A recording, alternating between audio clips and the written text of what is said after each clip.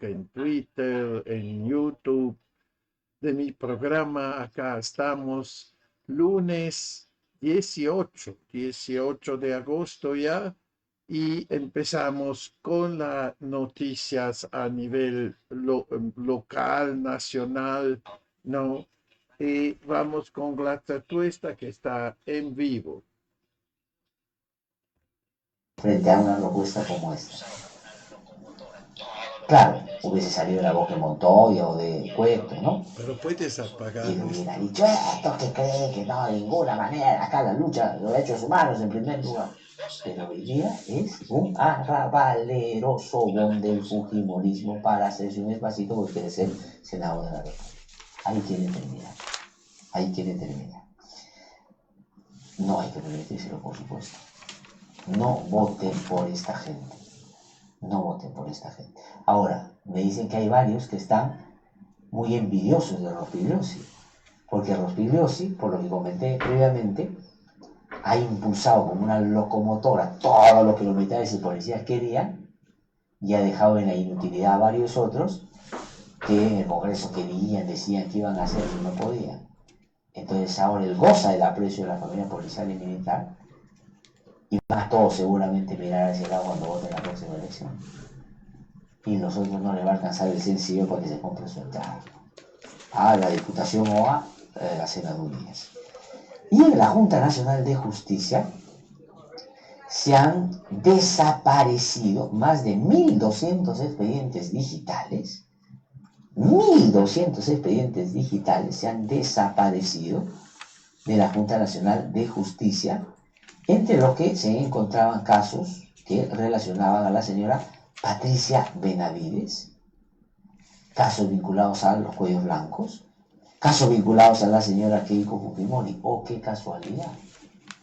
No solo hay un sentenciado por violencia familiar encabezándolo y una vicepresidenta que hace de las suyas ahí metiendo a toda su gente, inventándose resoluciones sin cumplir los requisitos solamente para reponer a alguien que sus sponsors les han exigido pongan de nuevo en el Ministerio Público.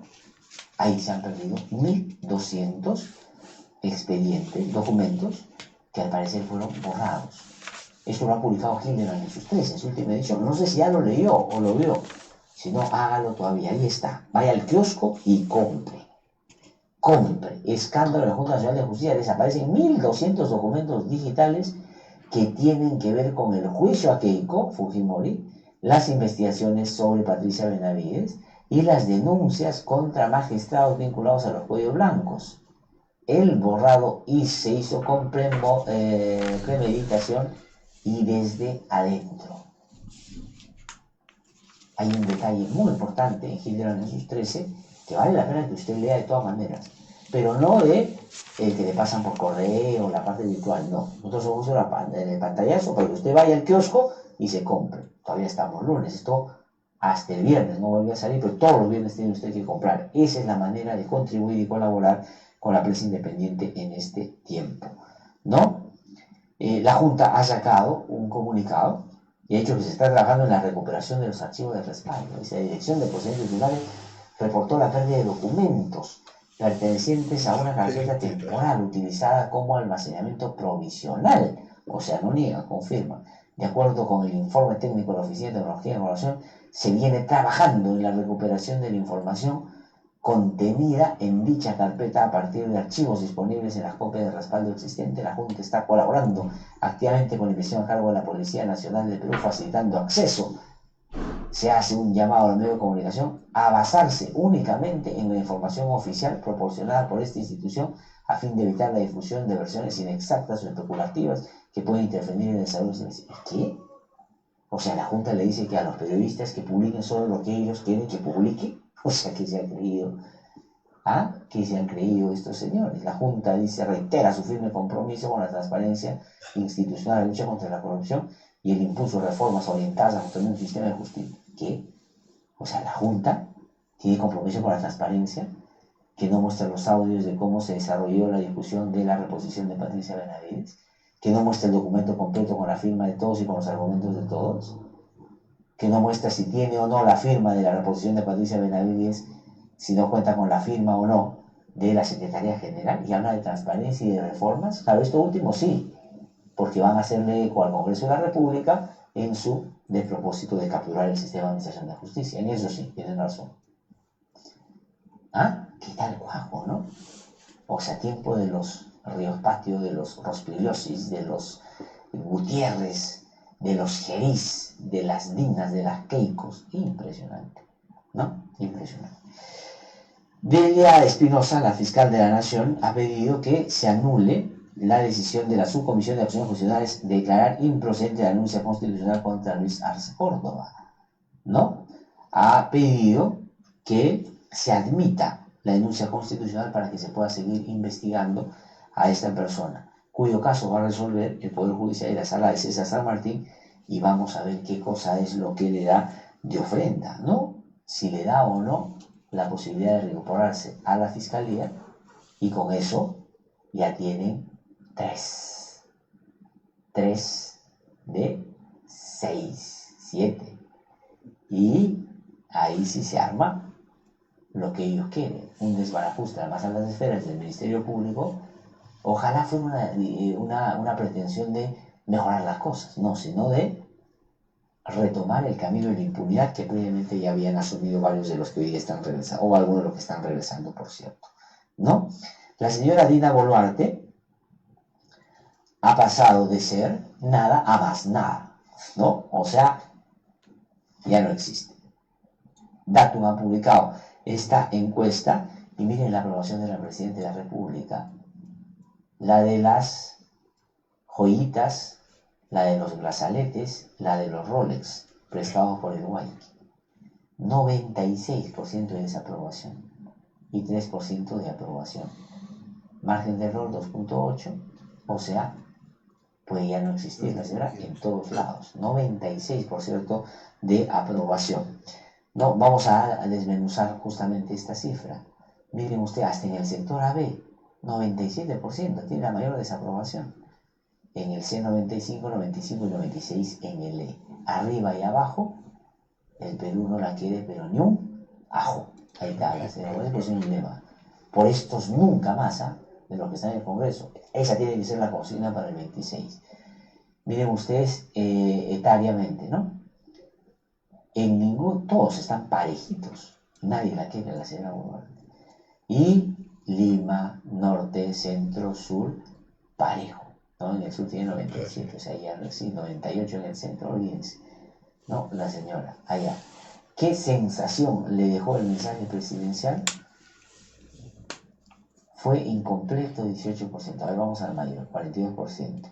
El mensaje fue intrascendente, no dijo nada positivo, no hubo ninguna autocrítica y fue demasiado largo. O sea, no sirvió para absolutamente nada, como la gente cree que para muy poco sirve la señora presidenta diciendo que es presidenta de la República. Ahí están las encuestas categóricamente encaminando yo diría, indomable 96%.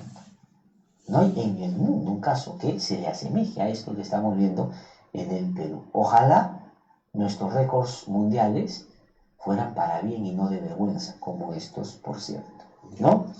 Y la desaprobación de los ministros también es alta, y del presidente del Congreso, Fernández Gerí, José Gerí, también. 80% del Premier, 71% el de Economía, 74% el de Energía y Minas y 76%. O sea, no sirve para nada, ¿no? Y la desaprobación del presidente del Congreso está en estos términos. Ahí está. 66% dice desacuerdo con la elección, 66%, o sea, 7 de cada 10 están en desacuerdo. De acuerdo, 13 y 21 no saben. En fin, ya no tiene ningún sentido ver esto, porque la gente la tiene clarísima. Por supuesto, como clarísimo lo tiene el Congreso de la República, de beneficiar a los empresarios de la agroexportación, ¿no? Que han reducido sus impuestos a través de la ley Klimper 2.0 de 29.5% a la mitad, 15%. Su impuesto a la renta. Los chinos solo lo ¿Qué usan cosa por el tienen uso ellos de particular como para industrial. que tengan un trato VIP Tú eres con la una billetera? máquina.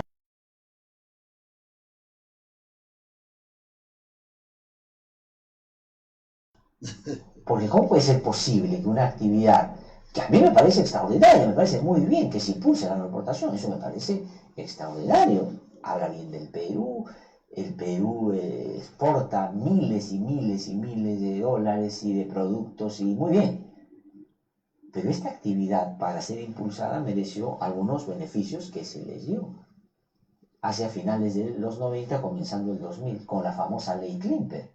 Y se impulsó su crecimiento, bajar impuestos, flexibilidad laboral, etcétera, etcétera. Oiga, pero han pasado 25 años de eso. ¿Y les van a seguir dando esos beneficios?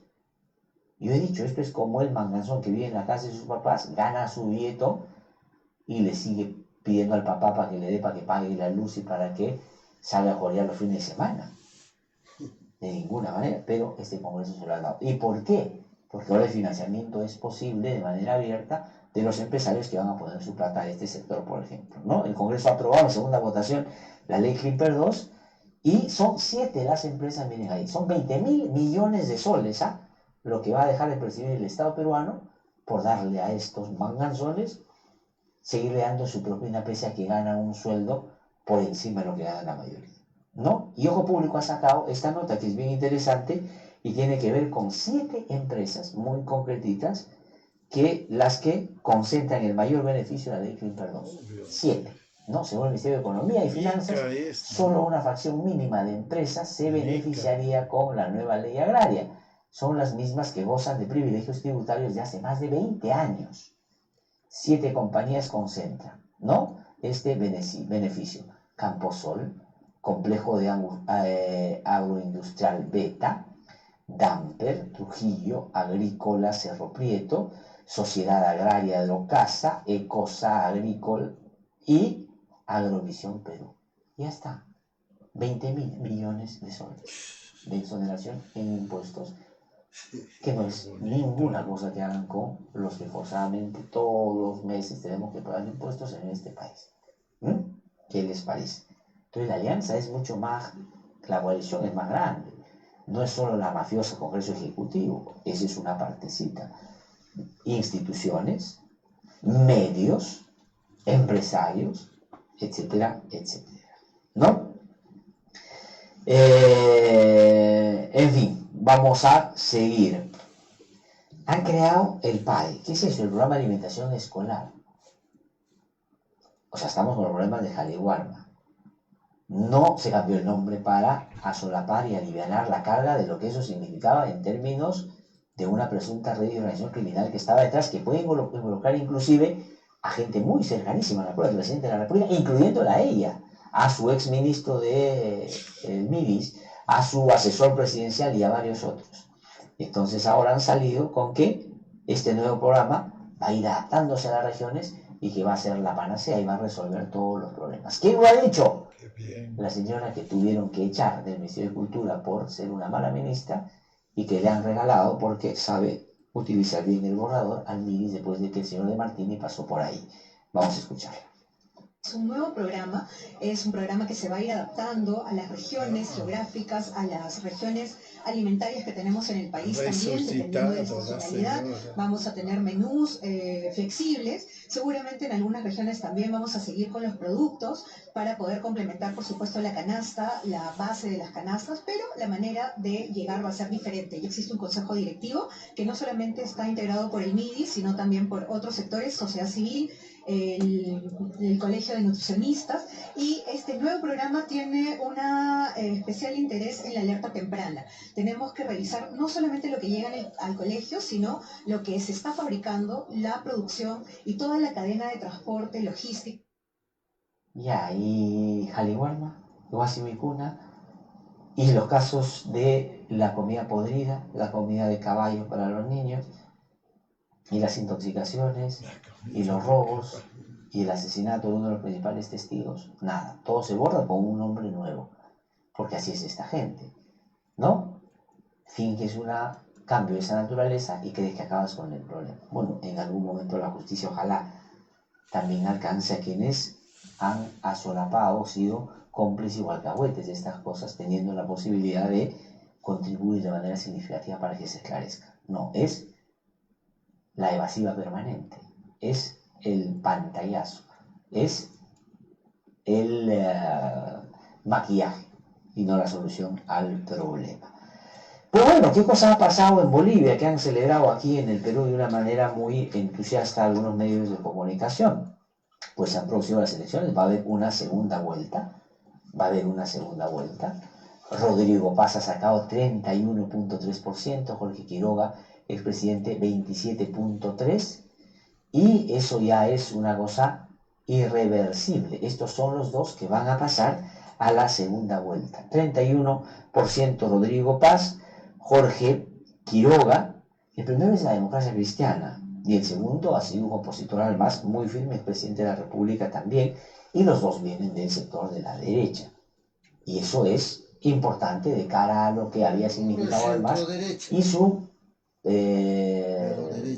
digamos, persistencia en tratar de hacer lo que querían en los últimos tiempos en las modalidades y con las consecuencias tan negativas que todos hemos podido, por cierto, apreciar, ¿no? Pero ¿qué cosa significa que Rodrigo Paz? Miren, esto es un dato interesante, pero que no se cuenta aquí de la manera debida. Rodrigo Paz aparecía como cuarto en las encuestas. Como cuarto en las encuestas. Y ha sacado el primer lugar. Y Jorge Quiroga ha quedado en el segundo. Samuel Doria, para que vean ustedes quién es Samuel Doria, un multimillonario, que era candidato y que aparecía en todas las encuestas como el que de todas maneras pasaba a la segunda vuelta y que podía ganarla, ha pasado en tercer lugar. ¿Y de dónde viene la saladera? Miren ustedes esta fotografía que se tomó hace un tiempo, dice, un selfie con Keiko Fujimori en Sevilla en una reunión del SEAPI. Ahí está, ese quería ganar, ese era el candidato que quería la derecha más bruta y achorada. Y no ganó. Y en el marco de esa polarización, lo que es bien interesante, ha surgido uno que rompe esa polarización. No estoy diciendo que esto sea bueno o malo, pero eso es lo que ha pasado y eso es lo que nos está necesariamente diciendo. Es decir, que aquí puede pasar un juego particularmente significativo también.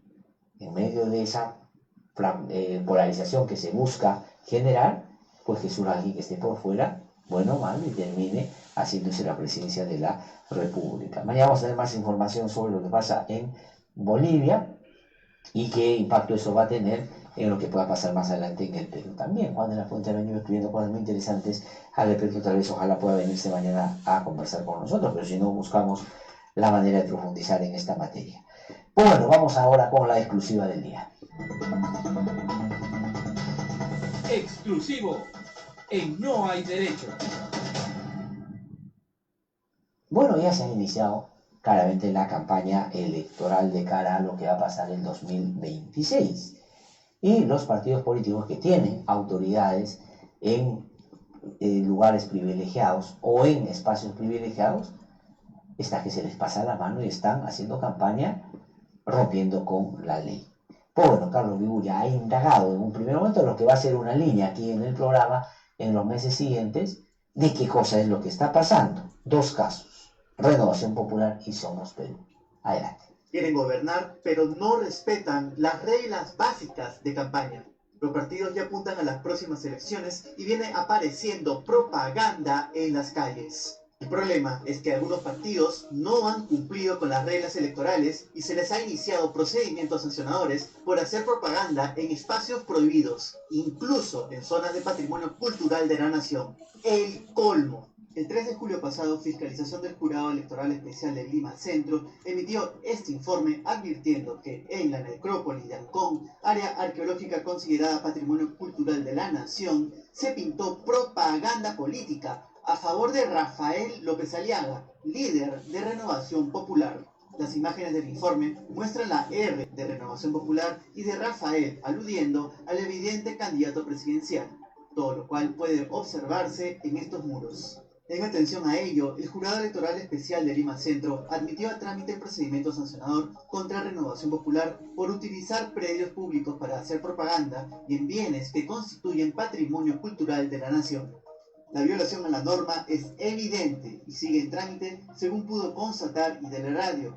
Advirtiendo el problema el 15 de julio, el personero legal celeste, Vicente Sotelo, dio su descargo pidiendo disculpas y se excusó señalando que lo hizo la militancia del partido. Y además envió imágenes indicando de que ya pintaron de blanco la zona. El caso sigue en trámite y podrían derivar en sanción para Renovación Popular, pero este no es el único caso, pues resulta que Renovación Popular es parte de otros procesos más a los que tuvo acceso en exclusiva Ideleradio. En total pudimos conocer otros 6 casos en donde el partido de López Aliaga fue parte de un procedimiento sancionador por hacer propaganda ilegal en avenidas de alto tránsito, justo para que los vean. Así ocurrió en la avenida Cipreses en Santa Anita, en la avenida Lima de Villa María del Triunfo, en la avenida Grau cerca al puente La Chirana en Ica, en el paradero Senati en Los Olivos, en el muro de protección de la faja marginal del río Rímac de la avenida Malecón Checa de San Juan del Urigancho y en la avenida Tupac Amaru de Independencia. Por todos estos casos, el Jurado Electoral Especial decidió iniciar trámite para sancionar al partido, pero, al igual que el primer caso expuesto, el personero legal presentó un escrito indicando lo mismo, dando disculpas, que es propaganda hecha por sus militantes y que han pintado de blanco la propaganda. Al cierre de esta nota, solo el caso de Villa María del Triunfo ha sido archivado al corregirse la situación pintando los muros de blanco. Otros sigue en procedimiento esperando resolución. Lo claro es que en un periodo se hizo propaganda electoral y al ser captados rápidamente lo repintaron. Renovación Popular no es el único caso, porque el corazón de Somos Perú también se pinta en paredes violando la ley. Somos Perú también está sometido a un procedimiento sancionador por violar la norma y hacer propaganda para la militante Pilar Mendoza en la cuadra 32 de la avenida Tupac Amaru en Caraballo.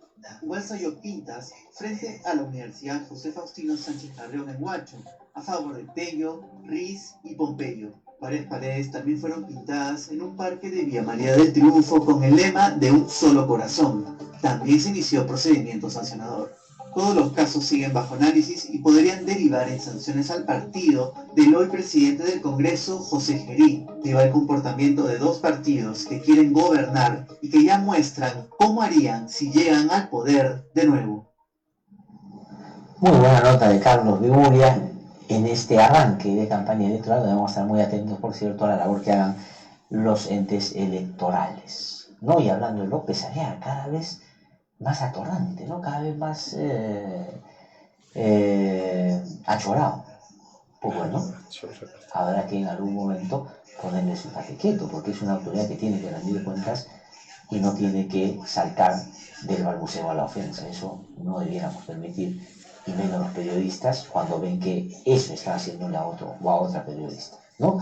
Voy a ir a una pausa, de un instante, estamos aquí en No Hay Derecho, y cuando regrese, ya lo comenté más temprano aquí en el programa, voy a conversar con José Robles Montoya. Él es analista, investigador en temas de seguridad y defensa, ha sido viceministro de Defensa, ex oficial del Ejército Peruano, de la Ingeniería del Ejército Peruano, y ha venido para conversar con nosotros de varios temas, entre otros, por supuesto, en primer orden, la ley de amnistía que acaba de promulgar el gobierno de la señora Dina Boluarte en alianza con el sector político más impresentable que hemos tenido en el Perú en los últimos tiempos. Y eso que la competencia ha sido muy reñida. Voy a una pausa y vuelvo en un ratito.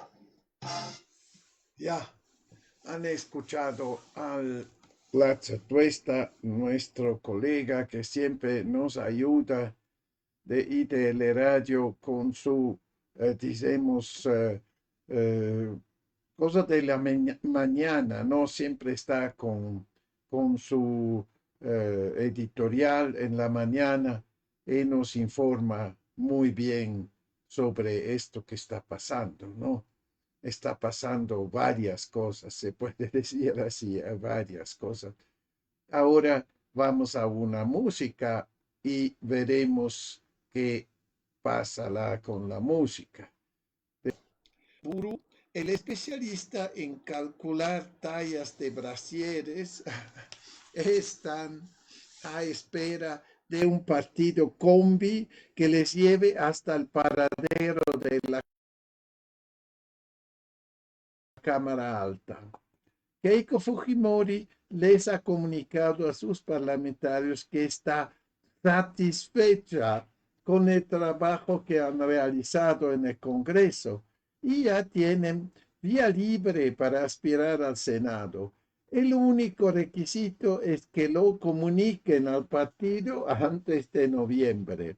Con el cambio de las reglas electorales, los actuales otorongos tienen un abanico de opciones para reacomodar sus posaderas en un curul. Pueden repetir el plato en el Congreso, optar por la discreción del Parlamento andino o dar el salto al Senado. Para aquellos que les guste apostar por algo más arriesgado, los puestos no gozan de aforamiento.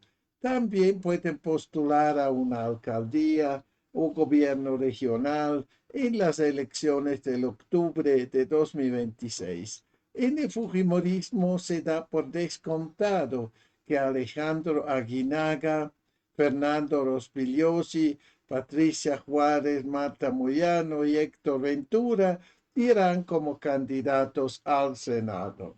Ellos se sumarán a la guardia pretoriana que tiene la hija del dictador y que son fijos en la terna naranja para la Cámara Alta. Luis Galarreta, Miguel Ángel Torres, Marta Chávez y Cecilia Chacón. Los fujimoristas más jóvenes beneficiados con la ley que permite que los actuales congresistas pueden ser senadores, pese a tener menos de 45 años, también se quieren anotar para el Senado. En esta lista, los alumnos aventajados está Rosángela Barbarán, César Revilla, Arturo Alegría y Tania Ramírez, la clienta Caleta de la tienda Metro de Jesús María. Son increíbles, ¿eh? Los personajes son bien interesantes que tenemos acá. Así, repetir el plato, claro, esto es que sueñan. 60 son los cupos que habrá en el próximo Senado. 30 de ellos serán elegidos por jurisdicción. Cada región y peruanos en el exterior tendrán un cupo, salvo Lima, que tendrá 4, y los otros 30 a nivel nacional. A Guido Bellido se lo pelean 4 partidos para llevarlo en la lista al Senado. Eso al menos es lo que dice él. El cusqueño trató de montar partido propio, pero no le fue bien. De las propuestas que le han hecho, dice, la que más le gusta es la de Podemos. Dice Bellido que Pepe Luna lo ha invitado porque quiere que el próximo Senado represente verdaderamente a todo el Perú y porque el partido tiene el compromiso de fortalecer la democracia y construir una agenda social que recoja las diversas voces. Bellido dice que coincide con Podemos en la lucha contra la banca usurera, el retiro de los fondos de AFP y de la ONP y el combate a la inseguridad. Hay otras coincidencias que el ex premier omite.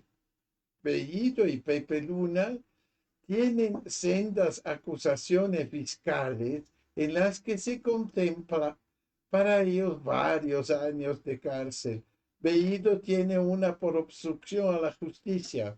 El expediente está en control de acusaciones y la fiscalía pide 7 años de prisión. Bah. Pepe Luna tiene un pedido de 22 años de prisión formulado la semana pasada por la Fiscalía por liderar una organización criminal enquistada en la OMPE y en el CNM, y que permitió la inscripción de Podemos. Las audiencias para ver el pedido fiscal contra Luna comenzarán en diciembre, al igual que la campaña electoral. Otro que tras un triple salto mortal aterrizó en Podemos es Ed Castillo. El sindicalista íntimo de Castillo también quiere su curul de senador y ya alista discurso electorero.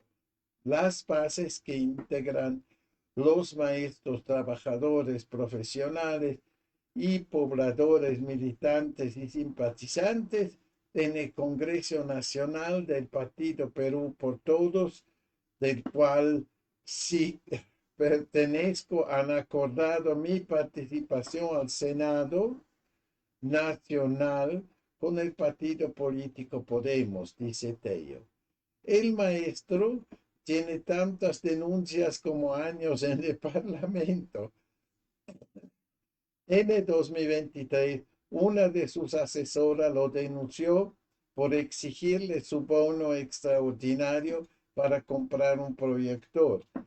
En marzo de 2025, la FAP lo denunció por patrocinio ilegal y usurpación agravada por participar de un desalojo en un terreno militar en Lurín. También tiene una denuncia por presunto recorte de sueldos a sus trabajadores. El expediente lo formuló la Procuraduría General. Dayapa es otra denuncia por tráfico de influencia. También se han trepado a Podemos para llegar al Senado. Kira Alcaraz, ex Somos Perú, José Arriola, a quien la Fiscalía le encontró $72,000 en efectivo en su habitación. Luis Picón, sentenciado a 4 años de prisión suspendida por corrupción, cuando fue gobernador regional de Huánuco. Y Francis Paredes, quien es sindicada por un testigo protegido de cobrar 45,000 soles para colocar al jefe del INPE de Pucallpa. Otra congresista que ya está en la campaña para el Senado es Patricia Chirinos. A mediados del 2024, Chirinos renunció al partido y a la bancada de Avanza País e intentó unirse a Fuerza Popular. Como Keiko Fujimori le dio portazo, a Chirinos no le quedó otra que inscribirse en Renovación Popular. Desde entonces lidera la barra brava de Porqui con el mismo ahínco que demostró en Avanza País. Chirinos, según sus allegados, quiere ser senadora por el Callao e ir en la plancha presidencial de Rafael López Aliaga. La estrategia es maquillarse como opositora de Dina. De un tiempo a esta parte, Chirinos no se pierde una actividad del alcalde de Callao, Pedro Spadaro, también de Renovación Popular y aspirante a gobernador del Primer Puerto. Con Chirinos también se alistan para una campaña al Senado Alejandro Muñante, Norma Yarrov, Estras Medina y la ultraconservadora Milagros Jauregui.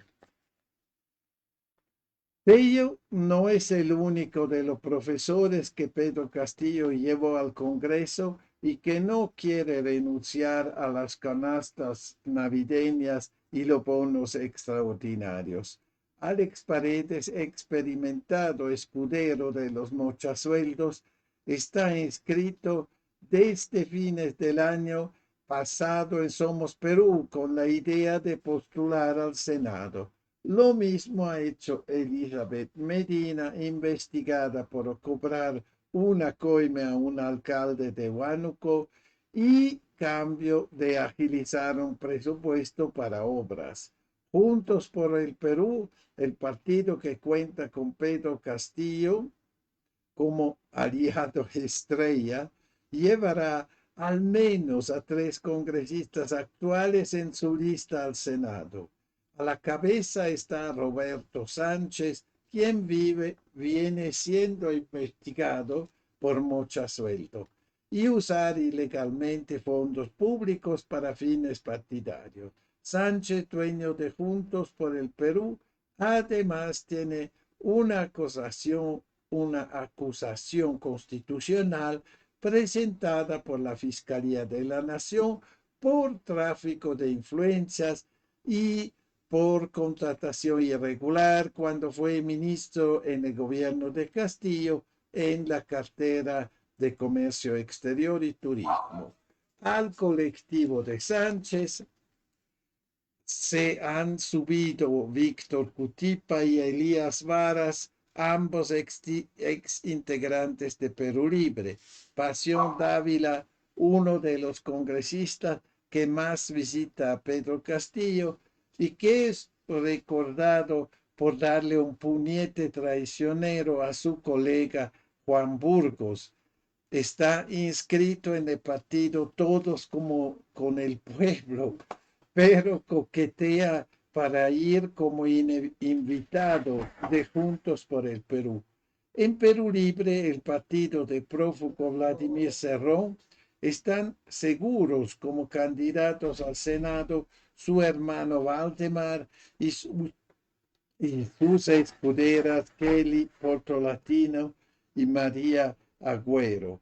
Portolatino fue denunciada por usar a un trabajador de su despacho para recolectar firmas para Perú Libre y Agüero por recortar sueldos a sus trabajadores. En la tienda de César Acuña, los expresidentes del Congreso, Eduardo Salguana y Alejandro Soto, quieren un curul en la próxima Cámara Alta. Lady Camones ha dicho que no porque tiene la intención de postular al gobierno regional de Ancash. José Elías Ábalos, como experimentado saltimbanqui, militó en el Fujimorismo, en Podemos y ahora en APP. También sueña con el Senado. Aún no comienza la contienda política y Elías ya tiene un proceso de infracción electoral en él. JNE por llevar al logo de APP en una actividad parlamentaria en Ica. Roberto Camiche, quien tiene una denuncia de su ex esposa por bigamía y agresión, también se ha sumado a APP. En la bancada de Acción Popular calienta motores. Él es aspirante con dorsal Luis Aragón, denunciado por la Procuraduría General por presentar proyectos de ley que beneficiaban tributariamente a la empresa Huawei que lo llevó de viaje a China.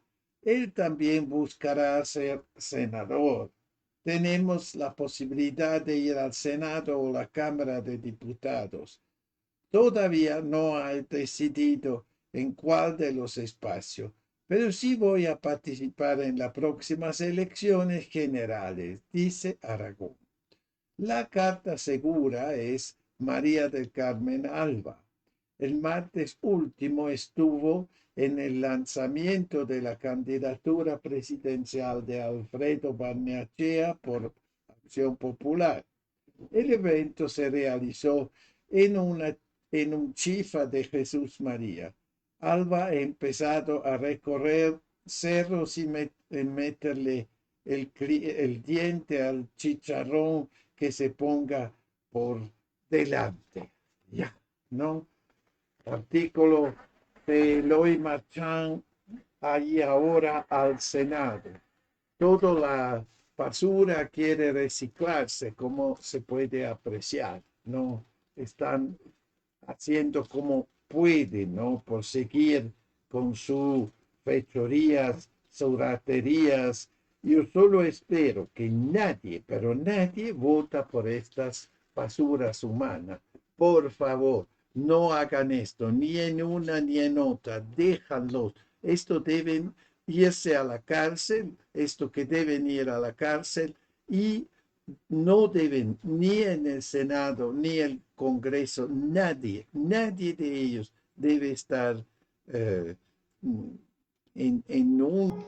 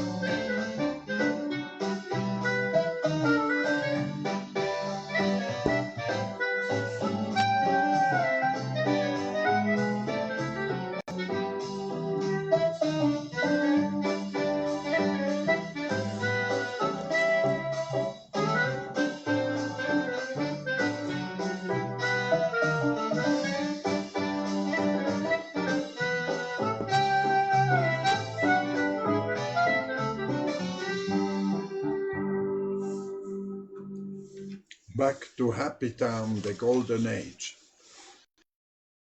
La columna de César Hildebrand, Matices,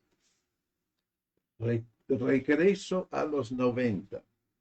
Qué cómoda se le vio a Marta Chávez en radioprogramas y qué contundente estuvo Fernando Rospigliosi en esos mismos estudios defendiendo su ley de amnistía, a pesar del decente esfuerzo de Fernando Carballo.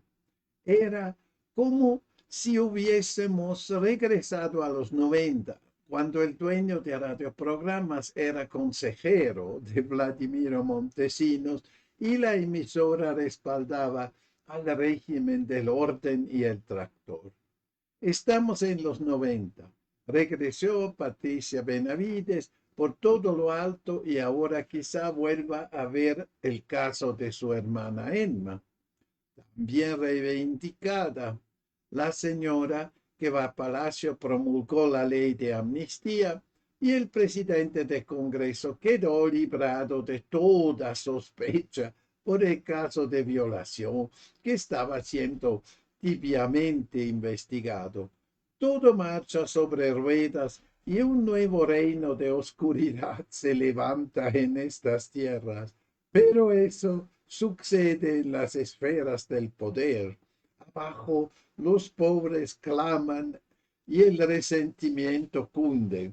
Y van a llevar otra sorpresa los que creen que todo será tan fácil como en la reelección fraudulenta del 2000. La rabia siempre encuentra su causa y la indignación que la prensa no registra se habrá de expresar. Los que creen que restaurando la mafia del fujimorismo aseguran su futuro, vuelven a equivocarse. Entre los menos iguales y se esparce un sentimiento legítimo de rechazo al sistema que ha permitido este retorno al predominio del abuso. Yo sigo soñando con un gobierno levemente socialdemócrata y poblado por gente decente que se atreva a cambiar este país a la deriva.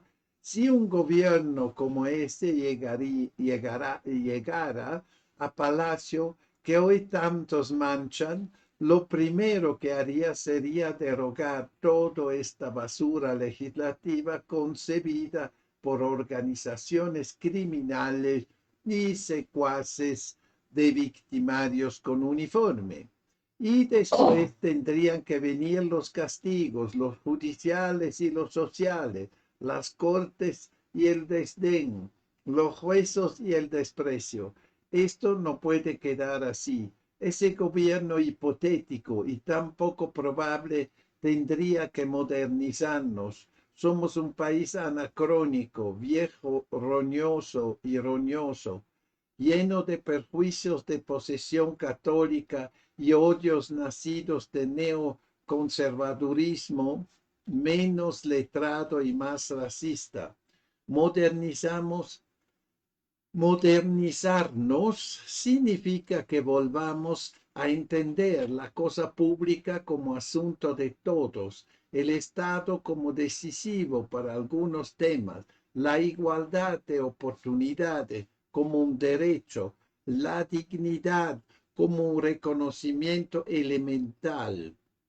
Cambiar el país supone amar el orden y no hay orden sin justicia. El orden no es lo que las viejas pellejas conciben como legado de las haciendas con cárceles propias, sino el que exige una república, la esforzada conciliación de intereses diversos y el arbitraje final de las instituciones encargadas de administrar la justicia.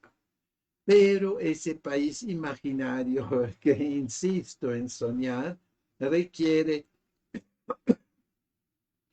de un pueblo lo suficientemente asustado como para producir un líder proporcional al desafío. Y deberíamos estar asustados. El Perú es rehén de una banda que intenta recrear los métodos de los años 90. Está sometido al chantaje de la delincuencia y tiene índices de pobreza que nada tienen que ver con las cifras azules de las exportaciones y los números celestiales de nuestras reservas internacionales. Pocas veces hemos sido un país tan descaradamente dual y pocas veces hemos sido tan inconscientes del peligro que nos amenaza como Estado. ¿Habrá un liderazgo digno de las circunstancias? ¿Un partido que pueda convocar a un nuevo contrato social? ¿Un grupo de notables que dé el grito y agite el campanario? Quiero creer que sí, aunque el elenco actual intente persuadirme de que soy un pobre soñador, un esperanzado que se lleva el viento. Llevo tantos años peleando contra la inercia de los inmóviles y la dureza de los crueles, que quizás lo más sano debería ser admitir la derrota, huir del fango y dedicarme a leer y a escribir, pero hay una obstinación que me persigue, un amor lleno de furia por este país que pudo y puede ser tantas otras cosas. Renunciar al sueño sería morir en vida y aún no estoy preparado para una hazaña tan forense. Eso lo digo también yo, ¿eh? Eso es absolutamente también mi credo. Pero se debe ver una cosa. Yo no creo en la democracia. La democracia en un país inculto, en un país sufrido como es el Perú, no funciona. ¿Por qué no funciona? Porque es comprobado que no funciona. Toda la democracia, ¿no?, que hemos entrenado en los últimos 30 años por quedarnos ahí, ha sido un fracaso.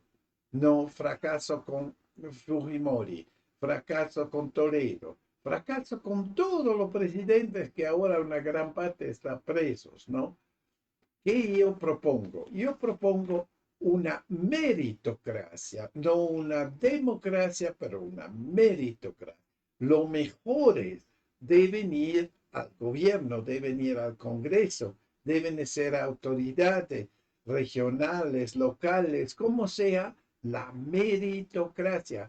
La gente más, digamos, sobria, la gente más culta, la gente más preparada, con experiencia y más honrada y más intachable, deben ir al gobierno, siendo autoridades, y no con elecciones. Eso se deben hacer asambleas, ¿no? Que se escoge los mejores, no que haya una mayoría, no debe ser la mayoría. Es claro, en un pueblo es claro quién es la gente que debe estar como autoridad. Uno que no es corrupto, uno que es capaz, uno que es un buen empresario, uno que es una buena persona, conocida, ¿no? Conocida por todos. No que izquierda, derecha, ¿qué importa? Debe ser una persona capaz, ¿no? De esto estamos hablando. Eso yo creo. Porque en un país como este es muy difícil de hacer elecciones. Así, estos que tienen plata por la propaganda van a ganar las elecciones, ¿o qué? O que pueden hablar en televisión y contar sus cuentos, van a ganar, ¿ok? Todo esto es así un chiste, no es solo acá en Perú, esto es en todo el mundo donde tanto hablan de democracia y no son demócratas, son plutócratas. Es una cuestión de dinero y no de que el candidato sería mejor o acá es pura basura, esto lo podemos apreciar, ¿no? ¿Quién son los candidatos? Te viene por llorar. Ya bien, ¿eh?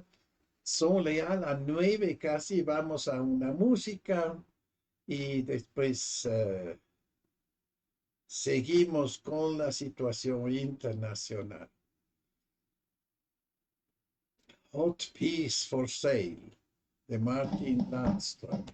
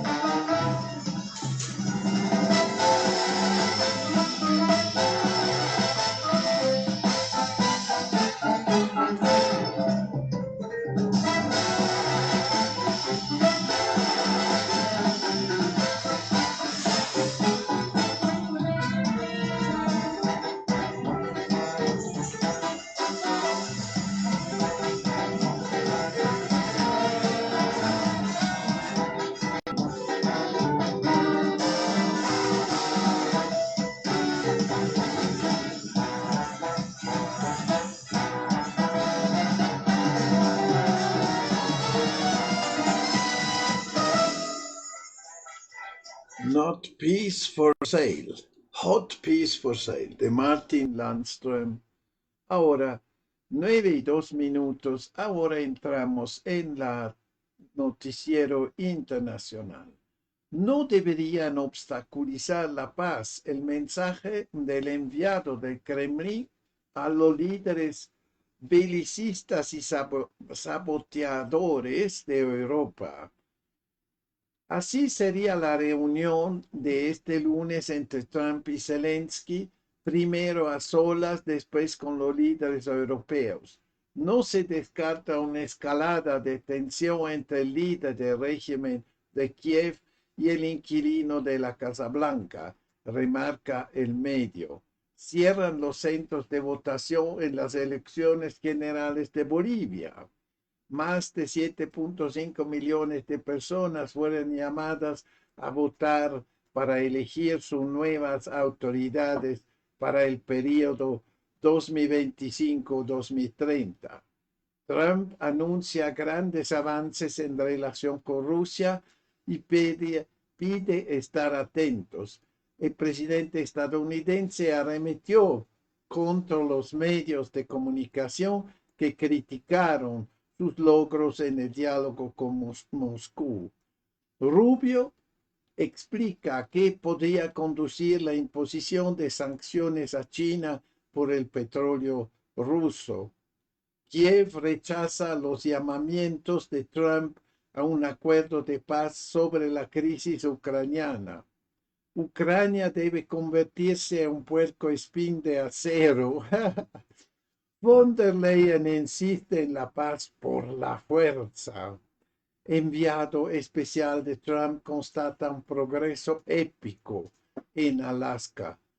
Yo creo que esto es importante que lo leamos, porque hoy día, esta mañana en la radio, escuché justamente un muy buen comentario sobre esto que ha pasado en Alaska, en Anchorage, ¿no? Sobre enviado especial de Trump constata un progreso épico en Alaska. Steve Witkoff aseveró que los logros alcanzados fueron incluso mayores de lo esperado. El enviado especial de la presidencia estadounidense, Steve Witkoff, que formó parte de la delegación estadounidense en la cumbre con Rusia en Alaska, ha calificado de épico el resultado alcanzado. Así lo dijo en una entrevista con Fox News. Tuve 6 reuniones separadas con el presidente ruso Vladimir Putin antes de esto y pensé que habíamos tenido cierto éxito. Pero esto fue épico, lo que logramos, expresó. En ese sentido, Witkoff indicó que los logros alcanzados fueron incluso mayores de lo esperado. Creo que hicimos lo que debíamos hacer mejor de lo que la gente estimaba que lo haríamos, señaló. Los presidentes ruso y el estadounidense Vladimir Putin y Donald Trump mantuvieron el viernes una histórica reunión en la base militar Elmendorf-Richardson, en el estado de Alaska. Tanto el líder ruso como su par estadounidense destacaron que las conversaciones se desarrollaron en un ambiente constructivo y de respeto mutuo. El jefe de Estado ruso señaló que Moscú ve el deseo de la administración estadounidense y el propio presidente Trump de facilitar la resolución del conflicto ucraniano. Su deseo de profundizar en la esencia y comprender sus orígenes. Por su parte, Trump indicó que los líderes lograron algunos avances y grandes progresos. Hubo muchísimos puntos en los que coincidimos y diría que la mayoría, dijo. Esta jornada Trump volvió a calificar la reunión de un gran encuentro y destacó grandes avances en relación con Rusia, pidiendo a todos que estuvieran atentos. Esto sí es una gran esperanza que nos da esperanza a todos, no nosotros que estamos anhelando que se pase algo, ¿no? De concreto, acá que cambie toda esta situación terrible, ¿no? Que estamos viviendo, esta tragedia en Ucrania que se está masacrando, no es muy mal. Esto es una situación y esto nos da esperanza, no solo por la cuestión de la guerra en Ucrania, pero también de otras situaciones que tienen que ver con estas situaciones bélicas en Israel y en otros sitios también. La única cuestión es de qué se hablaban. No se sabe de qué hablaban en efecto. Y se dice, estos son así más dimes y diretes de la gente que estaba más o menos cerca, dijo que todo estaba preparado. No es que eh, se puede ver, por ejemplo, acá hay una cosa que son siempre dimes y diretes, pero hay algo que suele pasar, ¿no? 9 minutos. Ahora le voy a leer que dicen que Putin ha compartido con Lula detalles de la reunión con Trump, porque son obviamente en los BRICS los dos, y parece que Putin ya le ha pasado unas novedades. Vamos, que tuvo lugar en Alaska el pasado viernes. Tras abordar los diversos temas discutidos con el presidente Trump, Putin reconoció el involucramiento de Brasil con el grupo de Amigos por la Paz, una iniciativa conjunta con China. El presidente Lula agradeció la llamada y reafirmó el apoyo de Brasil a todos los esfuerzos que conduzcan a una solución pacífica del conflicto entre Rusia y Ucrania. También deseó éxito en las negociaciones venideras, indica la publicación. Por su parte, el Kremlin destacó que se ratificó el interés mutuo en el desarrollo futuro del diálogo ruso-brasileño, así como en una estrecha colaboración en el marco del BRICS. Esta jornada, Putin también mantuvo conversaciones telefónicas con otros socios de Moscú, incluyendo Sudáfrica e India, para compartir los resultados de la cumbre ruso-estadounidense. Previamente, el jefe de Estado ruso señaló que Moscú ve el deseo de la administración estadounidense y del propio presidente Trump de facilitar la resolución del conflicto ucraniano. Su deseo de profundizar en la esencia y comprender sus orígenes.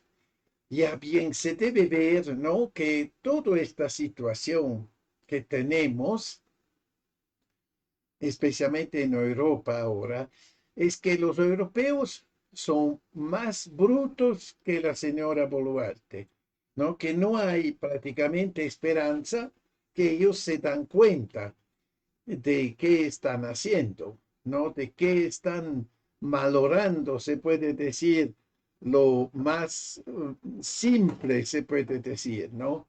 No quieren nada, no quieren entender que deben cambiar. No es una situación de un cambio absoluto. No pueden seguir como están. No lo entienden, ¿no? Esto es el problema. ¿Por qué? Porque son corruptos, porque son a la merced del Estado profundo, y no solo del Estado profundo, del complejo industrial militar de Europa como de Gringolandia. Ellos quieren seguir con la guerra. Esto es absolutamente claro, ¿no?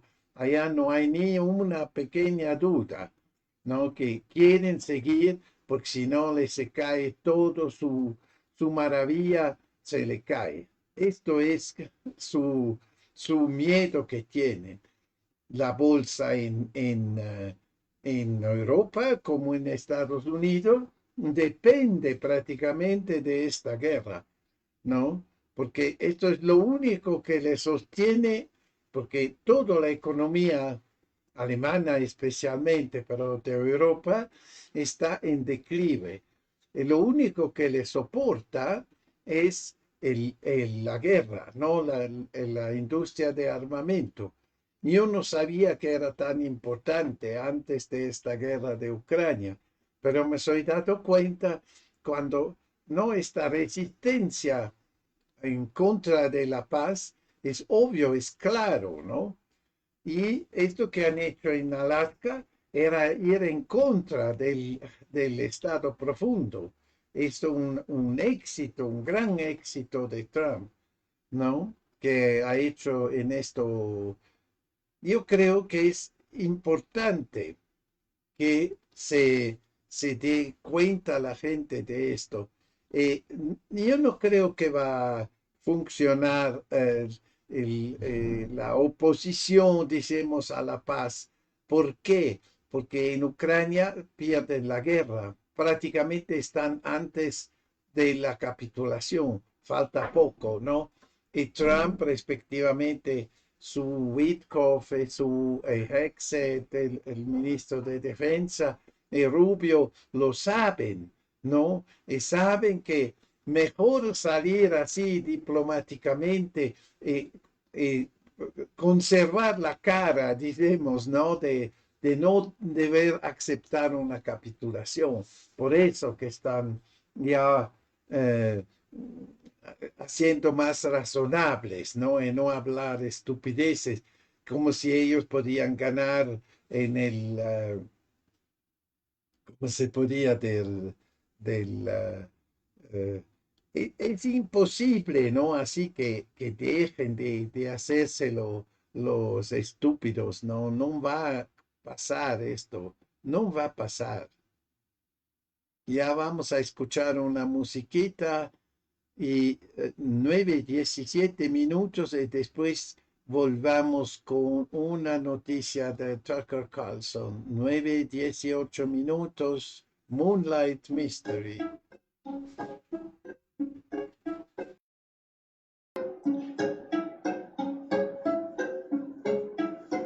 Así como te parece el noticiero.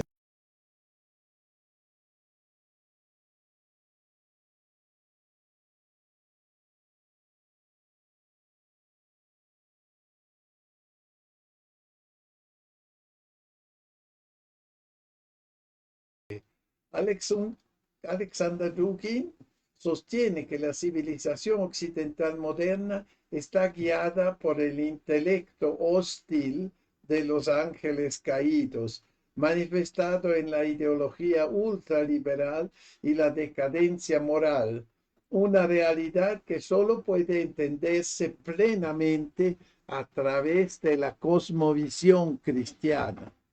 Tucker Carlson declaró recientemente que Occidente está gobernado por seres sobrenaturales del infierno.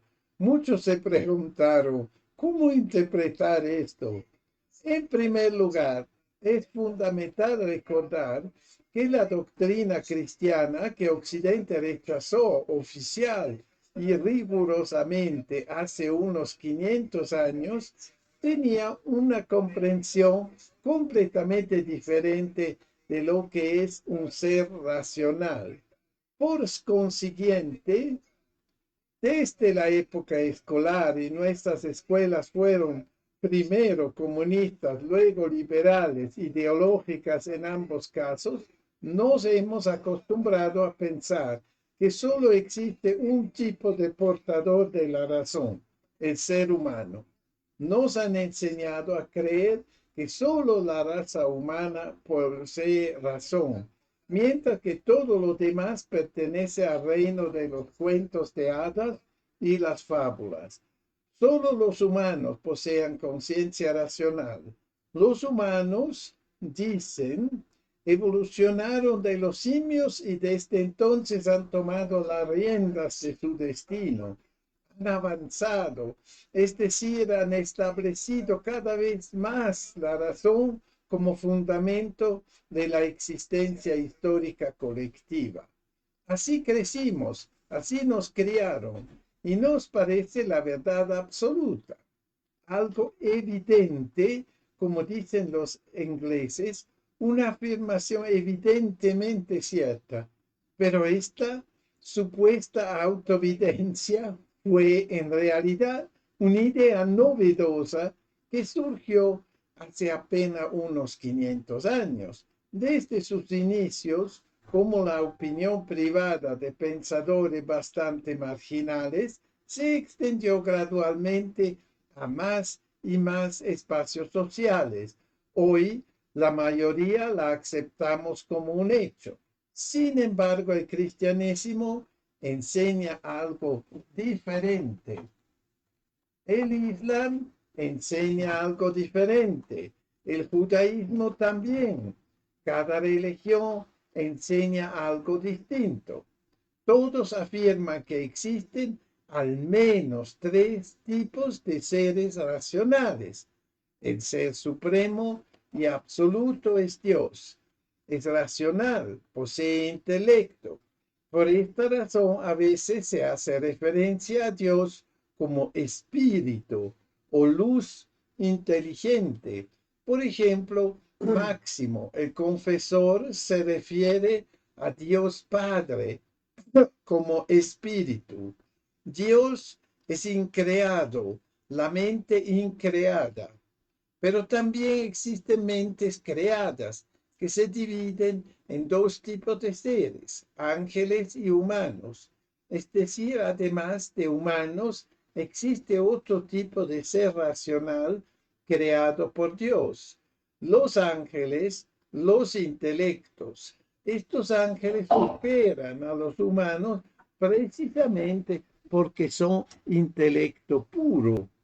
Si los humanos son intelectos revestidos de un cuerpo que obstaculiza y distrae constantemente el pensamiento, entonces los ángeles no tienen nada que los obstaculice. Son intelectos puros. Sin embargo, incluso entre los ángeles surgió un cisma. Esto también es una enseñanza de cristianismo y otras religiones tradicionales. Al principio del mundo surgió una división entre los ángeles. Algunos permanecieron fieles al Espíritu Divino Supremo e Increado. Estos son los ángeles. Otros se apartaron y se opusieron a este Espíritu Increado. Estos ángeles caídos también son intelectos. Así la situación se complicó. Existen intelectos angelicales creados y orientados hacia Dios, los ángeles.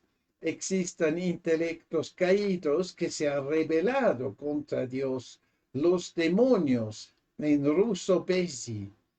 Y existen intelectos humanos encerrados en el traje espacial de la carne, que le distrae de la filosofía y la metafísica al exigir constantemente nuevas impresiones sensoriales. Así la existencia humana en la historia está arraigada en esta compleja estructura de espíritus. Hay ángeles creados que ayudan a la persona a desarrollarse adecuadamente, tanto en la historia como en sus destinos individuales.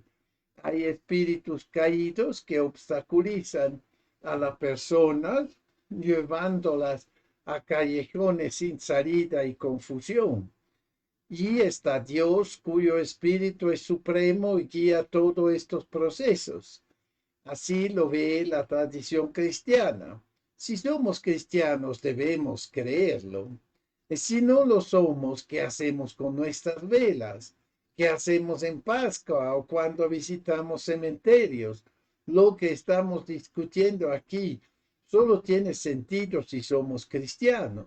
¿Por qué entonces debemos aceptar esta imagen de diferentes tipos de espíritus? Y que más allá del espíritu humano existen otros espíritus creados, algunos benévolos con nosotros, otros hostiles. Tucker Carlson, a quien conozco personalmente, es cristiano. Por lo tanto, para él la idea que existen espíritus no humanos con inclinaciones al mal forma parte de su fe y el dogma cristiano. Para todo cristiano ortodoxo, esto también debería ser un dogma. Sin embargo, fuimos educados en escuelas soviéticas y liberales y por lo tanto sabemos que Dios no existe. E incluso si admitimos la posibilidad de Dios, sabemos que ciertamente no hay ángeles. En realidad, los ángeles existen al igual que Dios. Si el hombre existe, entonces Dios y los ángeles existen. Uno confirma al otro. En ese contexto, Tucker Carlson sugirió que detrás de la civilización occidental ultraliberal moderna, además de las decisiones, la voluntad y la elección humanas, subyace otro factor, la conciencia de los ángeles caídos. Esta conciencia se hace cada vez más evidente a lo largo de la historia. Por eso, al observar a los gobernantes occidentales actuales, es difícil evitar la impresión de que están poseídos. No necesitamos reptilianos ni extraterrestres para adivinar quién los ha poseído. Están poseídos por demonios. Un demonio es un ser conocido, familiar y bien comprendido. La posesión demoníaca es completamente típica. Si alguien exige un cambio de género, está poseído por un demonio. Si alguien es liberal, está poseído por un demonio. Si alguien cree en el progreso y la evolución, está poseído por un demonio. Si alguien es materialista, ateo y partidario de la cosmovisión científica moderna, está poseído por un demonio. Ahí lo tenemos, la civilización occidental está poseída por un demonio. Los líderes occidentales de esta civilización están poseídos por un demonio. De hecho, por una legión concreta de demonios muy tangible. Si creemos en Dios, si somos cristianos, entonces todo esto es al menos muy plausible. Si tenemos problemas con la fe, entonces nosotros mismos estamos poseídos por demonios. Es muy simple. ¿Por qué? Como dijo Sócrates, el hombre es alma, es decir, espíritu. El cuerpo es una especie de sustracción que le quita algo al espíritu, haciéndolo menos inteligente. Los espíritus caídos que existen, es decir, espíritu. El cuerpo es una especie de sustracción que le quita algo al espíritu, haciéndolo menos inteligente. Los espíritus caídos que existen por debajo del hombre son incorpóreos. Habiendo caído del cielo, se hundieron aún más bajo que el hombre, hasta el mismo confín del mundo. Se debe saber, ¿no?, que Dugin como Tucker Carlson son cristianos. Y yo, por ejemplo, no soy cristiano. Pero hay, por mi opinión, ¿no?, hay cosas de razón, ¿no? Uno no puede ser por la guerra. Es imposible. Si tú eres una persona normal y decente, no vas a ser parte de una decisión que inflige sufrimiento inimaginable a una población indefensa que no tiene nada que ver con las peleas de lo político. Esa es una, ¿no? Ellos por mí también están poseídos, esta gente como Netanyahu que quiere exterminar una población, está poseído de verdad, ¿no? Que yo no creo yo creo que las cosas son claras, ¿no? O que, por ejemplo, acá o también en Estados Unidos, en todo Occidente, tenemos una diferencia entre las personas que viven en la calle, ¿no? Como viven acá o viven en Estados Unidos o en Europa. Y del otro lado hay gente que tiene eh, eh, penthouse, ¿no? De 2.000, 3.000 metros cuadrados, están ahí con un par de sirvientas, ¿no? ¿Y eso debería ser una cosa de bien? No, es en absoluto, no es tolerable. Eso, por mi opinión, no tiene mucho que ver con el cristianismo, tiene que ver con una cosa normal, ¿no? Natural, que la persona tiene derecho a una casa, no lujosa, pero una casa, como lo tenemos nosotros, gracias a Dios, ¿no? Pero que hay una miseria como la tenemos acá y casi todos los países occidentales son castigados, como él lo llama, que son poseídos, ¿no? Por la avaricia, ¿no? Por la arrogancia, de no dejar que el pueblo, la mayoría de las personas, tenga un trabajo decente, un salario decente, una casa, seguro social, salud, educación gratis, ¿no? Porque debe ser gratis, debe ser garantizada por el Estado. Esas son cosas racionales, no tiene nada que ver con religión, por mi opinión, y creo por la opinión de casi todos. No creo que hay gente que dice que esto está mal. Pero esto que dicen que está mal y de verdad son poseídos, ¿no? Esos son lo mismo que dicen que la guerra es algo bueno, ¿no? Y que podemos cambiar de sexo cada año, cosas así, ¿no? Debe de ser, pero yo no digo poseído, por mí son cretinos, ¿no? No hay otra explicación. Totalmente eh, están mal, ¿no? Mal en su cabeza. Pero esto se propaga, ¿no? Esto se propaga. Y de eso es lo más, casi un tragicómico, ¿no? Que tenemos 70% de las personas acá en este país que no tienen un trabajo, no tienen seguro, no tienen nada. Solo venden cada día o van en taxi cada día por sobrevivir. Y eso es una realidad. Y la otra sirvienta de presidenta, no disfrazada de presidenta, dice que estamos bien, ¿no? Y otros de estos malditos. ¿Cómo tú puedes decir una cosa así? Si las cosas son obvias, ¿no? Es así, es claro. Y esta gente viene con sus cuentos, con su Te Deum. Hasta el Papa le ha dicho, ¿no? Hasta el Papa. Pero no entra porque son obtusos, son arrogantes, son estúpidos, ¿no? Como dice bien Dugin, es gente sí de pacotilla, ¿no? Yo diría, que si tú eres, esto es maldad, ¿no? Esto por mí es cierto. Bien, vamos a una música 9:36 y veremos, ¿no? ¿Cómo es esto?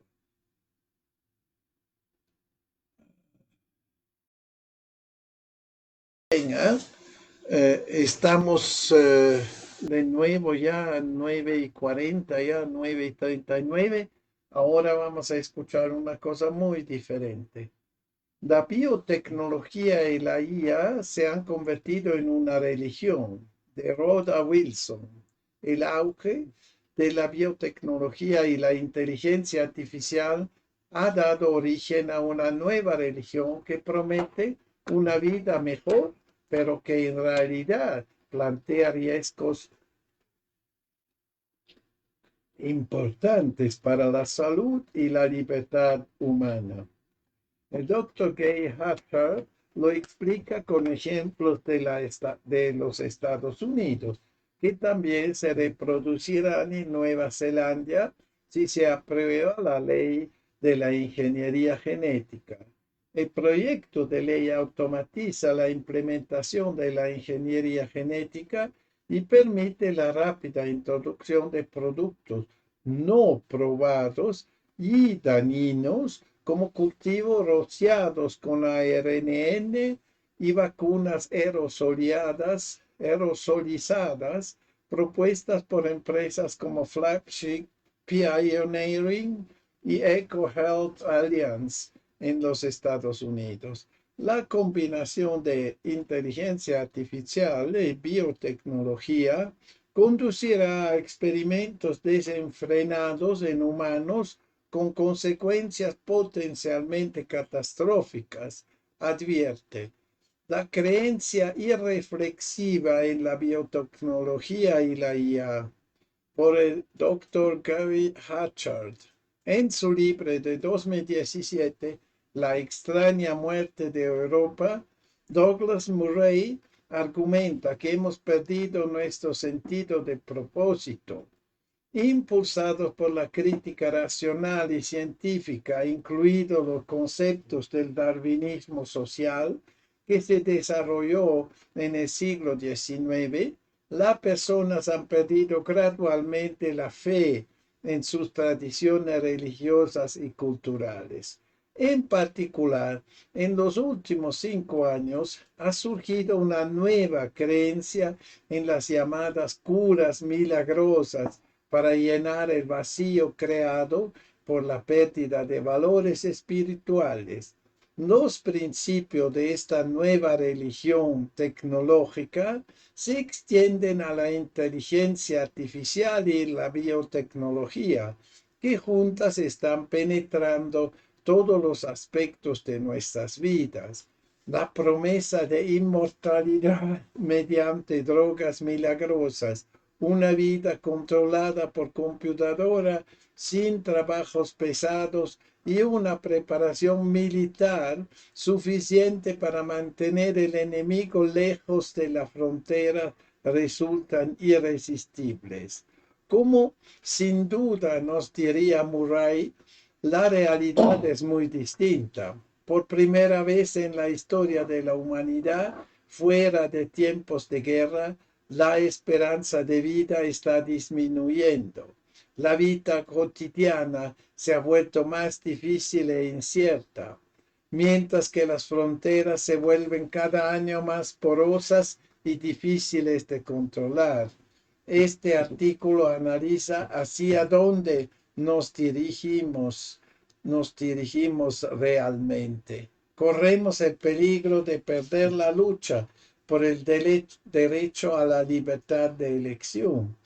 Si aún espera ganar la batalla contra los sospechosos habituales, incluidos los alimentos procesados, el glifosato, la floración, los fabricantes de armas y la vacunación obligatoria, piénsalo de nuevo, porque las reglas del juego en el campo de batalla tecnológico están cambiando rápidamente. Esta semana el Comité Selecto de Salud de Nueva Zelanda presentará un informe sobre el proyecto de ley de ingeniería genética, cuyas implicaciones cambiarán radicalmente nuestras vidas, desafiando cualquier sensación previa de normalidad. Como probablemente ya sepa, una cláusula del proyecto de ley prevé la introducción automática de la ingeniería genética, autorizaciones obligatorias para actividades médicas, para medicamentos humanos que contengan o incorporan tecnología genética aprobada por al menos 2 autoridades reguladoras de tecnología genética extranjeras reconocidas. Declaración de la política general, niveles de riesgo y autorizaciones. Proyecto de ley de la tecnología genética. Lo que esto significa para nosotros en términos concretos quedó claro esta semana debido a las medidas aprobadas en Estados Unidos que tendríamos que adoptar automáticamente bajo la ley de ingeniería genética de Nueva Zelanda. Según un comunicado de prensa de 1 de julio de Flagship Pioneering, la empresa de biotecnología que fundó Moderna y que mantiene estrechos vínculos con varias agencias gubernamentales estadounidenses, la empresa ha creado una nueva empresa llamada Terrana Biosciences, que rocía plantas con ARNN que penetra en ellas, se desplaza por sus sistemas internos, persiste en condiciones ambientales extremas y es hereditario a lo largo de generaciones. Para ello, utiliza construcciones de ARNN sintético creadas a partir de una amplia biblioteca de ARNN, construido mediante inteligencia artificial y avanzado a modelado computacional. En otra palabra, la empresa planea contaminar toda nuestra cadena alimentaria. En otro desarrollo, la propuesta Diffuse de EcoHealth Alliance a la Agencia de Proyectos de Investigación Avanzada de Defensa de los Estados Unidos, DARPA, está siendo reexaminada porque incluye planes detallados para rociar proteínas de pico de coronavirus quimérico en aerosol, inmunomoduladores y vacunas autodispersables sobre humanos y animales usando drones. Quizá recuerdas que EcoHealth Alliance es la empresa que inició la investigación de ganancia de función en el laboratorio del Instituto de Virología de Wuhan, que casi con certeza condujo al surgimiento de COVID-19. La nueva alianza entre la inteligencia artificial y los experimentos biotecnológicos permite lanzar de forma rápida y simultánea decenas de miles de experimentos que exploran nuevas combinaciones genéticas. Esto eclipsa las investigaciones previas y multiplica los riesgos. Actualmente la industria biotecnológica mundial presiona para que estos proyectos se lleven a cabo sin regulaciones onerosas. En otras palabras, estamos entrando en una era de experimentación humana sin restricciones. La ley PrEP autoriza al gobierno de Estados Unidos a administrar en secreto dichos medicamentos y vacunas, productos biológicos y dispositivos médicos al público durante una emergencia declarada sin consentimiento, restricciones geográficas, responsabilidad legal ni obligación de revelar dichas acciones. El proyecto de ley de ingeniería genética de Nueva Zelanda contiene una disposición paralela, autorizaciones de emergencia en caso de una amenaza real o inminente para la salud y la seguridad de las personas o para el medio ambiente, por ejemplo, debido a un brote de enfermedad o un accidente industrial. El ministro responsable de la legislación en materia de ingeniería genética está facultado para conceder una autorización de emergencia, como lo han hecho con el virus del COVID, ¿no? Declaración de política general, niveles de riesgo y autorizaciones.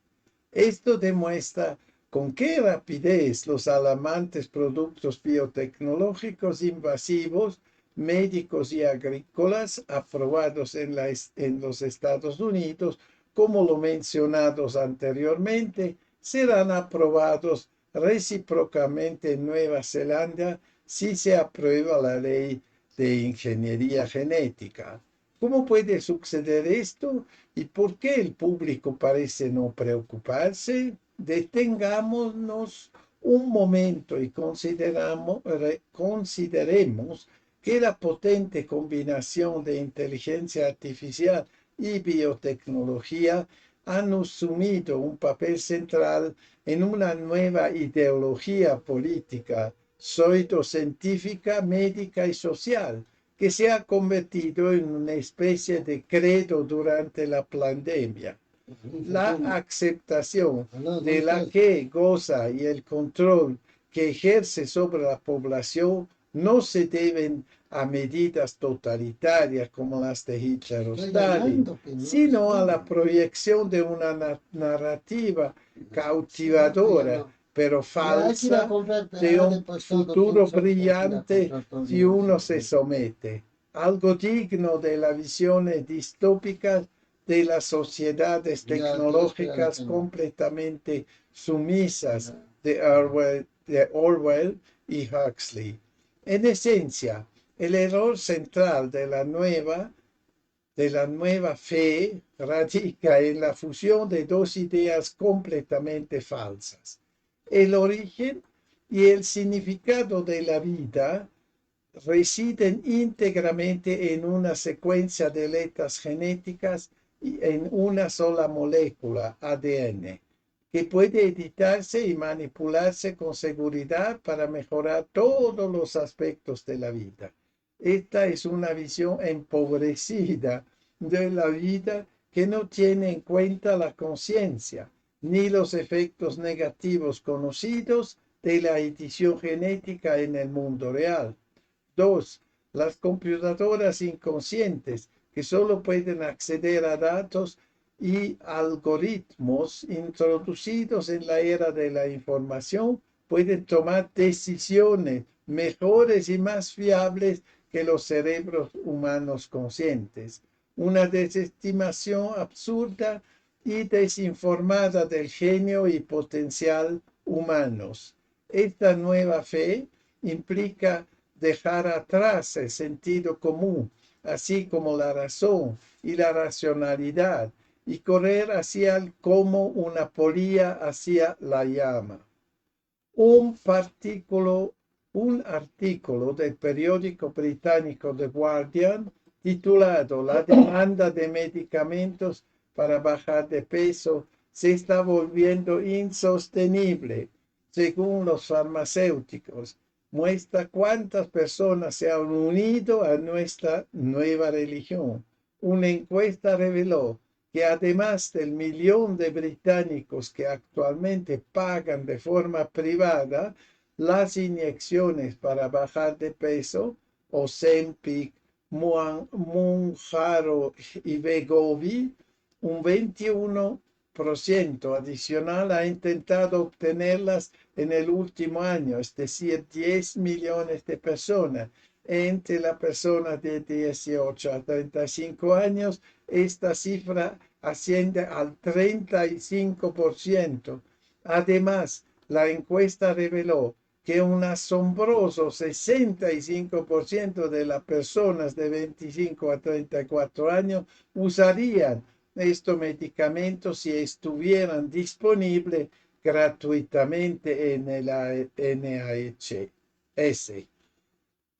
La gran mayoría de estas personas no son clínicamente obesas, sino que simplemente están preocupados por su salud, entre comillas, y aparentemente desconocen los efectos secundarios muy comunes y muy graves de las inyecciones.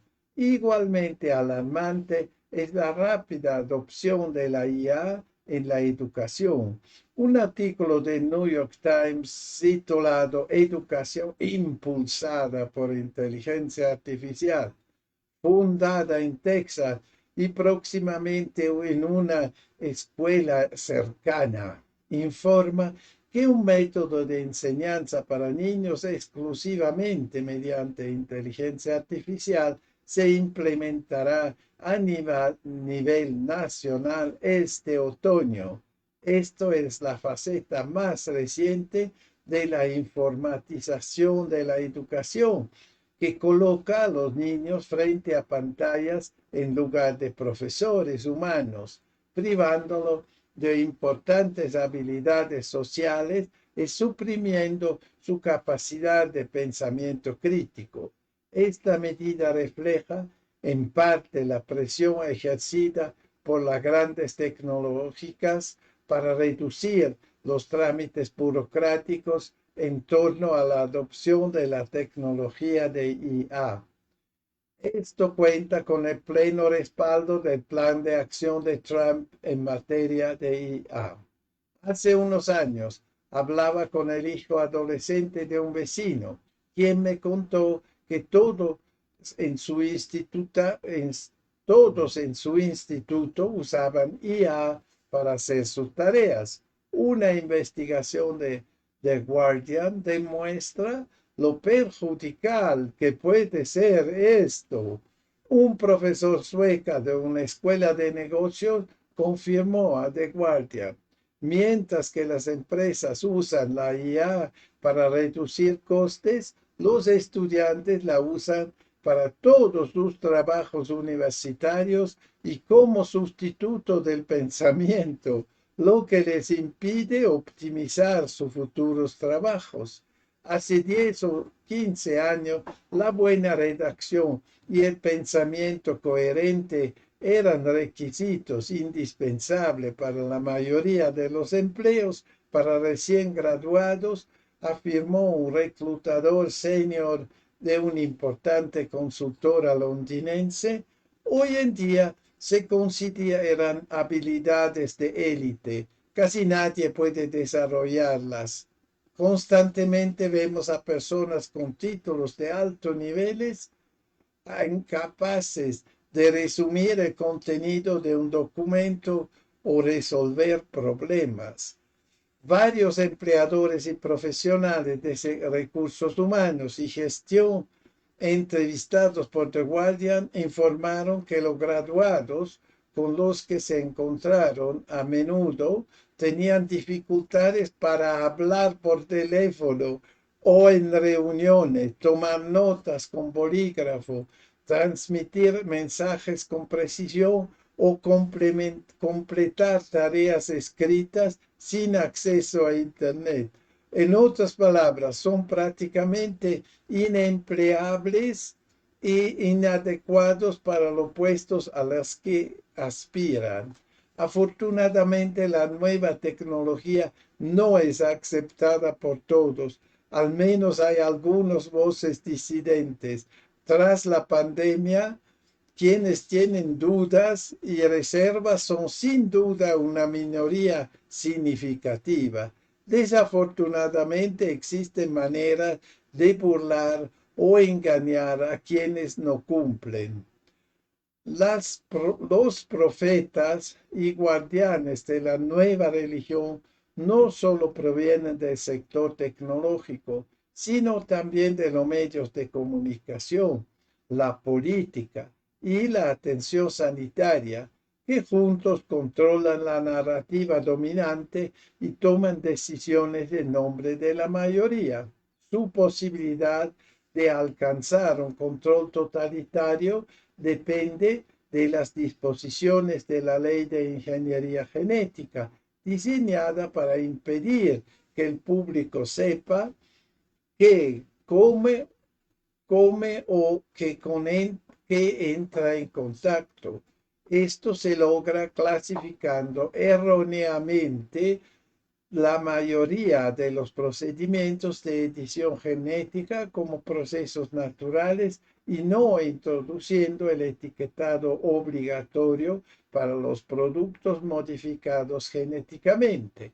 En otras palabras, la ley nos promete el cielo y la tierra, pero nos niega información sobre lo que realmente nos sucederá y los graves riesgos conocidos. ya han escuchado, ¿no? Las cosas reales que nos pasan. Si no estamos alerta, especialmente a la situación de inteligencia artificial. Yo me despido, 9:59 minutos.